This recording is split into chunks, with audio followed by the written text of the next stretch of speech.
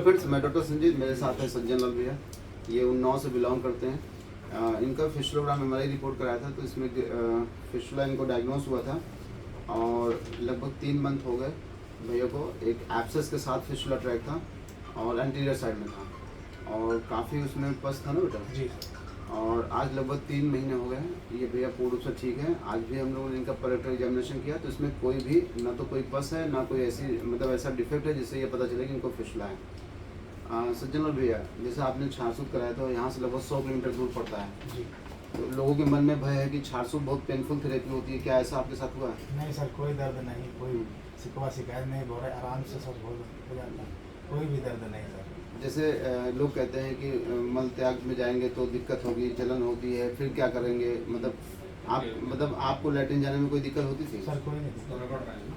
हम लोग क्या करते हैं कि जब फिशुला का छारसूत लाइगेट करते हैं तो सुबह शाम उसमें ड्रेसिंग कराते हैं। जैसे सिरिंज में हमने कोई भी सोल्यूशन भरा दिया, फिशुला ट्रैक में ऐसे भर के इसको साफ कराते हैं। तो इससे क्या फ़ायदा होता है कि जो मलद्वार के अंदर जो गंदगी होती है, जैसे मल के टुकड़े हैं या फॉरेन पार्टिकल जो फिशुला ट्रैक में जा रहे होते हैं, वो सुबह शाम साफ होते रहते हैं। तो इससे क्या होता है, उसमें पस बहुत कम आता है, उसमें पेन बहुत नहीं होता है और लैट्रिन जाने से पहले जाते ही तेल को सिरिंज से हमने उसको पुश करा दिया अंदर, तो गुदा मार्ग एकदम स्लिपी रहती है, मलद्वार बिल्कुल चिपचिपा रहता है, तो उससे लैट्रिन आसानी से वहाँ से फिसल के निकल जाती है।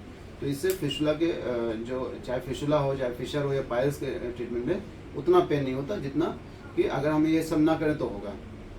थोड़ा सा मतलब जैसे फिशुला जैसे हो जाता है बेटा जी।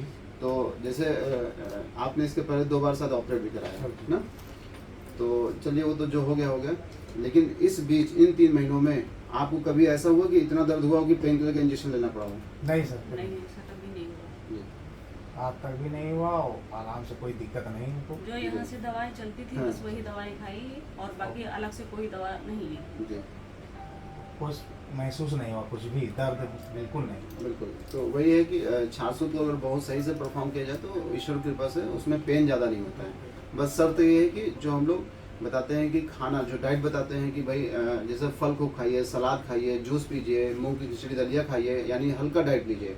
नॉनवेज पनीर को अवॉइड करते हैं और कोई भी खाने में जो दाने वाली चीज़ होती है, जैसे जीरा का छिलका नहीं लगाना चाहिए, जैसे अजवाइन नहीं होना चाहिए, या जैसे भिंडी के दाने होते हैं, अमरूद के दाने होते हैं, वो मल द्वार से जब पास होते हैं तो फिशुला ट्रैक में चले जाते हैं। तो ये सब मना करते हैं, ये सब ना खाएं।